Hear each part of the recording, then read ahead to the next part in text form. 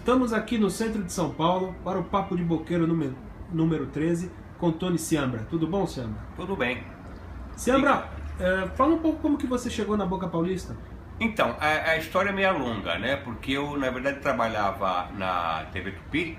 Eu fiz alguns trabalhos lá, como figurante, principalmente, como algumas coisas de coadjuvante. Aliás, diga-se de passagem, a primeira vez que eu entrei em cena, por incrível que pareça, foi uma novela chamada A Gata, em qual estava em cena Lima Duarte. Estava em cena. Ele era um dos papéis principais na época. Inclusive, eu contei para ele, quando eu fiz esse último filme que eu fiz com o Paulo Figueiredo, direção dele, que é A Vida Continua, que ele foi um dos protagonistas do filme. Eu contei essa história para ele. Ele até se assustou, pô, mas faz muito tempo, ele se lembrou da atriz, que não era uma atriz, ela era modelo, o pessoal criticava muito ela como atriz. Aí o que acontece? Através da Tupi, eu falei, pô, eu queria fazer dramática. Aí um cara me indicou uma escolinha chamada do Renato Ferreira. Renato Ferreira era um cara um enganador, mas ele dava pra gente conhecer as pessoas, através dele a gente conheceu uma série de pessoas. E inclusive eu cheguei a dar aula mais tarde dentro desse curso. Cheguei a dar aula de atores, essas coisas assim. Aí, através de algumas pessoas, como o Salvador do Amaral, que era meu colega, né? Não foi ele que me indicou, não, mas através dele conheci outras pessoas que acabei indo para a Boca. E da Boca eu consegui conhecer o Rafael Rossi. Através do Rafael Rossi, de verdade, é que eu conheci a Boca. Foi, a ponta de entrada foi realmente Rafael Rossi. Inclusive eu trabalhei no filme dele, o Homem-Lobo. Nem me lembro se foi Piracicaba, coisa assim. Mas eu não cheguei a fotografar ainda. Eu trabalhava como ator. Tá? Trabalhei como ator neste filme. E como que você começou a se aproximar dessa área de câmera, essa área técnica? Aí tem outra história. Eu já era fotógrafo desde os 14 anos. Por que digo que eu era fotógrafo? Porque em casa eu aprendi com meus pais, né, a como revelar negativo. Sabe, eu revelava meus próprios negativos. Aliás, meus preto e branco, nunca deixei ninguém revelar. Sempre eu que revelava. Então com 14 anos eu montei um ampliador, cara. Montei um ampliador com uma lata essas latas de tinta. Coloquei uma câmera velha Kodak, que era do meu avô, e consegui fazer um ampliador. Ninguém acreditava que eu conseguia ampliar foto com aquilo. Então eu já conhecia basicamente, minha formação era preta e branca. Eu conheci o velho Romeu lá na Boca do Lixo. O velho Romeu me ensinou, ele veio de Tinetitá. O velho Romeu me ensinou todos os filtros do preto e branco. Então no preto e branco eu era craque, né? No colorido depois eu acabei aprendendo com quem? Com o Tony Rabatoli e com o próprio o irmão, não esqueci o nome, que era fotógrafo do Mujica, né? O Attili? O Attili. Jorge Attili. Okay, Jorge Attili, exatamente. Com ele me ensinou uma série de filtros ele falava para mim, eu falava para ele batia na minha cabeça e falava, me dava um nhoque, que era em italiano, é nhoca, isso aí. Eu falava o seguinte, ele falava, Ciambra, experiência não se compra em farmácia. Experiência, você tem que passar anos para você ter.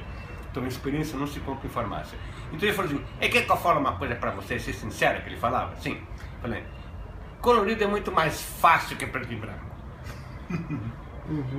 Então eu comecei a fotografar. O primeiro filme que eu fotografei foi o Pedro Malas Artes Oba, inclusive direção do Cleber Afonso. Exatamente. Mas não fotografei inteiro não, fotografei só a metade do filme.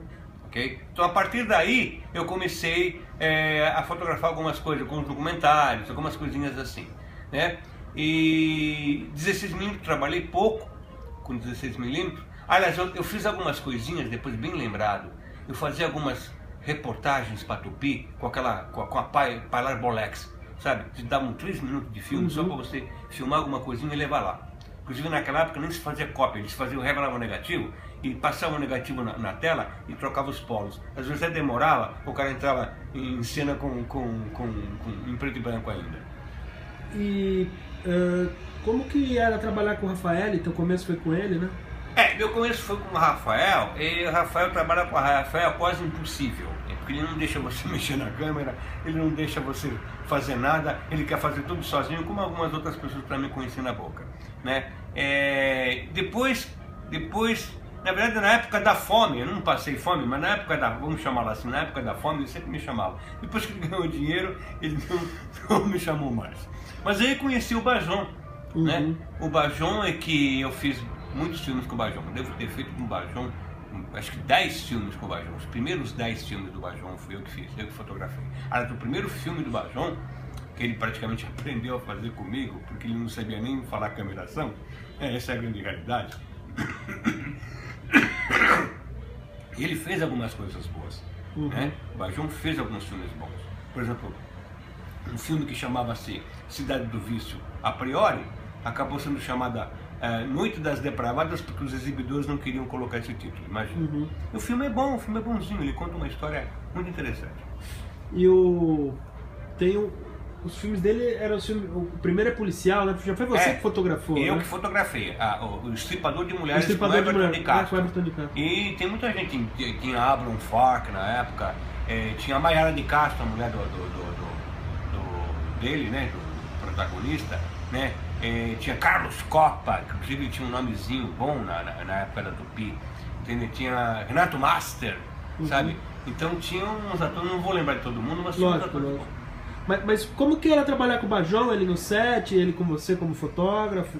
Olha, no começo, com o Bajon, eu não tinha muitas diferenças com o Bajon, não. Eu que era um pouco, meu espírito era um pouquinho mais arrojado que o dele, né? A gente teve alguns atritos, né? E o atrito final nem quero contar, porque lógico. Não vale a pena. Entendeu? Mas foi uma parceria bacana, foi... Olha, pelo menos, vamos dizer assim, pelo menos por 9 filmes, já que eu fiz 10, que acho que foram 10 ao todo, por 9 filmes foi legal, não foi nada de ruim, não chegou nada de extraordinário.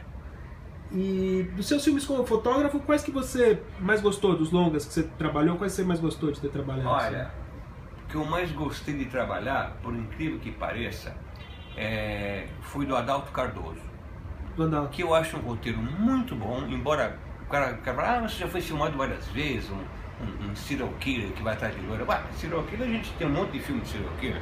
Então você vai parar de fazer filme de serial killer porque um outro fez. Isso não quer dizer nada, você pode criar um roteiro novo. Eu não só gostei mais, porque foi um dos que eu mais ganhei, foi muito bem pago. Eram produtores muito bons e me deram muito recurso para fazer. Um outro que eu tive, por incrível que pareça, bastante recurso, foi o filme do Luiz Gonzaga, por incrível que pareça. O anúncio? O anúncio de jornal, né? Porque o produtor estava gastando mesmo, sabe? Estava querendo gastar para fazer um filme bom. E o acabamento dele é muito bom, o acabamento do filme. O conteúdo, eu não vou falar do conteúdo porque não é problema meu. Nós falando do acabamento, tanto da fotografia quanto a edição dele, porque o produtor era... É o Ademir, né? É o Ademir, era montador, né? Falar editor para um cara de cinema é xingar.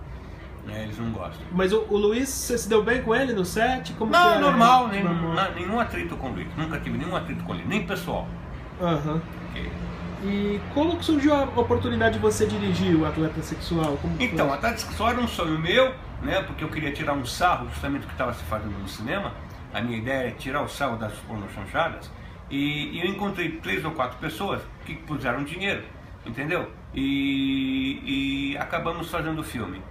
Eu escolhi as pessoas erradas, infelizmente, porque se eu tivesse escolhido o Cavalcante, o Francisco Cavalcante, estaríamos ricos dois hoje, né? Então, como eu escolhi o Cavalcante errado na época, embora ele não era uma má pessoa, mas enfim, deu uns atritos, e outras pessoas que foram envolvidas fizeram a cabeça dos dois, que aconteceu um desastre total, né? Eu não quero nem entrar no assunto. Como que você avalia o resultado do filme hoje? Não, O Atleta é um filmezinho, na minha opinião, vagabundo, que era para ganhar dinheiro. Você está me entendendo? Então essa era a ideia, era fazer um filme bem vagabundo, nenhuma ideia de fazer uma obra-prima. Era fazer um filme que desse dinheiro. E deu, nós fizemos fila no Windsor. Deu fila em torno do quarteirão. Ok? Então ele foi um sucesso de alguma forma, né? Veio dinheiro, inclusive com esse dinheiro que veio depois, não quero entrar muito em detalhes, né? Me sustentou por vários anos. Então foi um filme que de bilheteria foi muito bem. Foi muito bem de bilheteria, e se não tivesse aquela briga toda, né, aquele litígio jurídico todo, teria sido um sucesso de bilheteria bem alto. E por que você, durante a Boca, não dirigiu mais? Você só ficou na parte da fotografia? Você gostava mais ou não? Não, é que eu não queria fazer aquele tipo de filme, ok? Eu dirigi algumas coisinhas que eu não assinei. Dirigi para algumas pessoas no qual eu não assinei, a pessoa assinou. Não sei se você me entendeu. Entendi, então, lógico. Falar o que foi, o que não foi. entendeu? Então eu preferia fazer documentários, que apareceram vários documentários para eu fazer, entendeu? E na verdade basicamente foi isso, foi que eu não queria dirigir aquele tipo de filme, entendeu? E foi o filme de sexo explícito que acabou com a boca, Seambra? Na minha opinião foi. Eu não digo que ele foi o único problema que deu na boca, mas eu falava pro pessoal, gente, isso aqui vai acabar com o mercado, porque o pessoal vai enjoar, depois vai ser a televisão que vai começar a passar essas coisas, você vai ter DVD mostrando isso, a gente não deveria fazer esse tipo de coisa. Eu pelo menos falava isso, entendeu? Mas eu acho que foi grande parte da culpa acho que foi sexo explícito. E o que a boca significou na sua vida, na sua trajetória, Seambra? O que foi? O que significou? Bom, para mim significou praticamente tudo, porque sem a boca eu não saberia como viver, né? E embora eu tinha muita diferença com a boca, né? Eu criticava muita gente, eu criticava muita coisa que era feita lá. Então eu não era muito bem visto por algumas pessoas, né? Porque eu criticava, eu falava a verdade, eu não tinha muita papa na língua, né? E eu era conhecido por causa disso, né? Por falar mesmo claramente, eu era bem conhecido por causa disso. E por isso, mas eu acho que as pessoas sinceras são assim, aquelas que falam na sua lata o que você deve falar. Então, tanto é verdade que o que me levou para a faculdade depois foi a minha experiência prática da boca, que eles queriam um professor prático, um professor que tivesse estado em estúdio, um professor que tivesse estado no set de filmagem, e não simplesmente um teórico que estudou cinema em livro, entendeu? Porque isso eles têm de monte, tá?